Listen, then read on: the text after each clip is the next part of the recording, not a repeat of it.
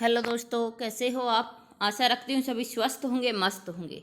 दोस्तों, UGC net जून जो 17 जून को मॉर्निंग शिफ्ट में पेपर हुआ था, मैंने आपको कहा कि किस प्रकार का पेपर रहा है। इस पेपर पर हम चर्चा कर चुके हैं इससे पहले की वीडियो में कि पेपर कैसा था, है ना, और किस किस प्रकार के क्वेश्चन पूछे गए थे। इस क्लास में हम देखेंगे कि कौन कौन से क्वेश्चन पूछे गए।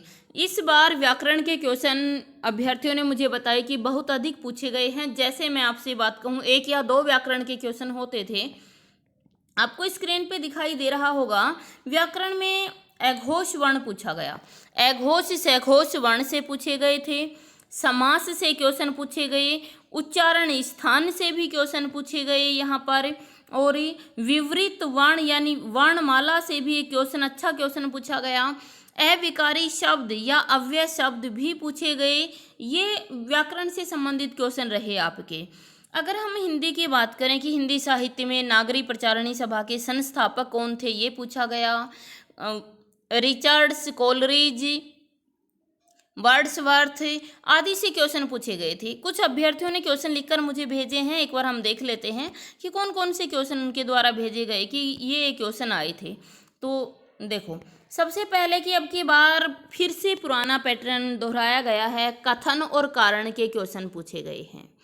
कथन और कारण के क्वेश्चन यहाँ से 4 से 5 क्वेश्चन कह रहे हैं कि कथन और कारण के पुनः देखने को मिले हैं। जो पहले कभी हुआ करते थे पैटर्न, वही फिर से अपनाया गया, कथन कारण के क्वेश्चन पूछे गए। उपन्यास के पात्र मिलान करने के लिए उपन्यास के पात्र पूछे गए थे। आगरा बाजार पूछा गया था, तनवीर हबीब तनवीर की रचना। मेला आंचल से क्वेश्चन पूछा गया। भारत दुर्दशा से क्वेश्चन पूछा गया, जो भारतेंदु की रचना है ना। और कवियों का जन्म कर्म, अब की बार जन्म कर्म वाले क्वेश्चन पुनः आ गए हैं। जो 2 बार से के पेपर में इन्होंने छोड़ दिया था पैटर्न, उसको पुनः इन्होंने अब की बार अपना लिया है। कालक्रम के क्वेश्चन, जिसमें कवियों के कालक्रम के क्वेश्चन भी पूछे गए, जन्म कर्म के आधार पर क्वेश्चन पूछे गए, रचनाओं के प्रकाशन वर्ष के आधार पर भी क्वेश्चन पूछे गए। मिलान के क्वेश्चन कह रहे हैं कि मैम मिलान के क्वेश्चन बहुत ज़्यादा थे। सभी प्रकार के क्वेश्चन को देखते हुए मिलान के क्वेश्चन अब की बार ज़्यादा थे। उत्तर फाल्गुनी निबंध से क्वेश्चन पूछा गया। व्याकरण में से भी देखो, अविकारी शब्द पूछे गए, जिसमें संज्ञा, विशेषण, क्रिया, क्रिया विशेषण, ये सभी विकल्प दिए गए थे कि अविकारी कौन कौन से हैं। जो अविकारी है या फिर उनको अव्यय कह सकते हैं, हम एक ही बात है। जिनमें कौन कौन होता है, संज्ञा हमेशा आपकी विकारी होती है, जो आंसर आपका यही रहने वाला था, है ना। फिर समास से भी क्वेश्चन पूछा गया। अघोष सघोष वर्ण से भी क्वेश्चन पूछा गया। उच्चारण स्थान, दोस्तों ये मैंने यूट्यूब पर आपको बहुत अच्छे से करवा रखा है, चैनल पर जाकर देखिए। अघोष सघोष तो अभी कुछ समय पहले ही करवाया था, इतने शानदार तरीके से करवाया था, जिसने वीडियो देखी होगी किसी हाल में उसका क्वेश्चन गलत नहीं हो सकता।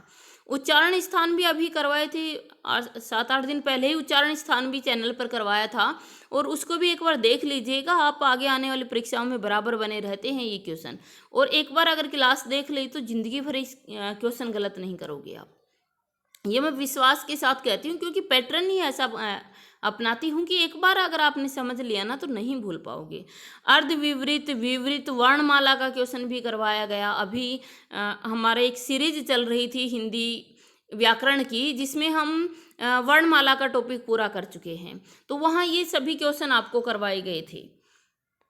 तो अविकारी शब्द भी सभी आपको करवाए गए। अघोष सघोष, उच्चारण स्थान, अर्ध विवरित, विवरित, संवरित, ये सभी आपको वहाँ पर करवाए गए थे। और कौन कौन से क्वेश्चन थे एक बार देख लेते हैं। रिचर्ड्स, कोलरिज, वर्ड्सवर्थ आदि से संबंधित भी यहाँ पर क्वेश्चन पूछे गए थे, है ना। गोदान से भी यहाँ पर क्वेश्चन बच्चे कह रहे हैं कि पूछा गया है। लेकिन अब की बार जो क्वेश्चन हैं वो बहुत गहराई से नहीं पूछे जा रहे, स्टेटमेंट के नहीं पूछे जा रहे, जो हम पिछली क्लास में बात कर चुके हैं, इससे पीछे की वीडियो में बात कर चुके हैं। अब मैं उस पर ज़्यादा नहीं कहने वाली हूँ। बस इस प्रकार के क्वेश्चन जो हैं वो पूछे गए हैं। पेपर जो है वो आपका मॉडरेट है, आसान भी नहीं है, कठिन भी नहीं है, लेकिन हाँ, अब की बार जो फर्स्ट पेपर है वह थोड़ा सा कठिन रखा गया है। ये तो आप जानते ही दोस्तों, या तो सब्जेक्ट कठिन होगा या फर्स्ट पेपर कठिन होगा, दोनों ही तो आसान नहीं होंगे, नहीं तो मेरिट बहुत हाई चली जाएगी। हाँ, थोड़ा सा कठिन फर्स्ट पेपर बच्चे बता रहे हैं कि जो फर्स्ट पेपर है थोड़ा सा कठिन रखा गया है। और ये हिंदी का हमारा बिल्कुल मॉडरेट पेपर था, इसमें से कुछ क्वेश्चन कठिन भी थे तो कुछ बहुत आसान भी थे। मैं ये कहूँ मॉडरेट ये पेपर रखा गया है। और ये जो भी दिसंबर की तैयारी कर रहा है, मैं चाहती हूँ कि आपसे सभी ने, जिसने मेहनत अच्छी की है उन सभी का हो जाए। फिर भी किसी कारणवश अगर किसी का नहीं हो पाता है, किसी का नेट हो गया, जेआरएफ रह जाता है, तो जल्द ही क्लासेज आरंभ कर दी जाएंगी। कौन कौन तैयारी करना चाहता है, क्योंकि देखो मुझे पता है किसी समय कौन सी से एग्ज़ाम में कौन सा पैटर्न अपनाया जाएगा। अब की बार मैंने आपको कालक्रम का क्वेश्चन मेरा स्टूडेंट कभी गलत कर ही नहीं सकता है, क्योंकि मैं इतनी शानदार ट्रिक से करवाती हूँ कि कभी ज़िंदगी में तुम गलत नहीं कर सकते हो, है ना। चाहे वो रचनाओं का कालक्रम हो, चाहे वो कवियों का कालक्रम हो, है ना, ये क्वेश्चन कभी तुम गलत नहीं कर सकते हो। और अब की बार भरपूर फ़ायदा मिला है आप लोगों को, है ना, इसका। और डिटेल कम पूछी गई है, रचनाएं ज़्यादा पूछी गई हैं। और दिसंबर के पेपर में जल्द ही आपको बता दिया जाएगा कि पैटर्न क्या रहेगा। अगर यूट्यूब पे भी इसको आप चाहते हैं कि मैं यूट्यूब पे भी क्लासेज प्रोवाइड करवा दूं, तो एक बार कमेंट कर दीजिएगा। नहीं, ऐप में तो क्लासेज चलती ही हैं, लाइव क्लास भी चलती है, रिकॉर्डेड भी आपको मिल जाएंगी। अगर आप इच्छुक हैं तो इस क्लास के नीचे डिस्क्रिप्शन में लिंक मिल जाएगा आपको। और ये मेरे नंबर हैं 94 670 75 600, ये मेरे व्हाट्सएप नंबर और कॉल नंबर हैं। आप इन पे अधिक जानकारी ले सकते हैं। हाँ, थोड़ा सा ये कहें कि मेरा पढ़ाने का तरीका थोड़ा अलग है, क्योंकि जहाँ पर डिटेल की आवश्यकता होती है वहाँ हम डिटेल में जाकर भी पढ़ते हैं, जहाँ पर ट्रिक की आवश्यकता होती है वहाँ हम ट्रिक से भी पढ़ते हैं।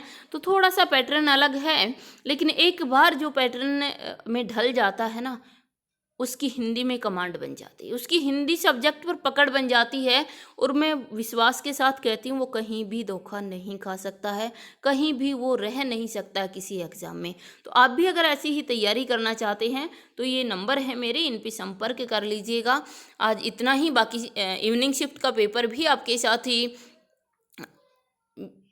जो इवनिंग शिफ्ट का पेपर होगा उस पर भी आपके साथ विचार विमर्श किया जाएगा, उस पर भी एनालिसिस किया जाएगा कि किस प्रकार का पेपर था, फिर कट ऑफ भी डाली जाएगी। इसलिए आप अगर चैनल को सब्सक्राइब नहीं किया है तो सब्सक्राइब कर लीजिएगा, अपना नोटिफिकेशन भी ऑन कर लीजिएगा, ताकि आपको सही समय पर सूचना मिलती रहे। जय हिंद, जय भारत।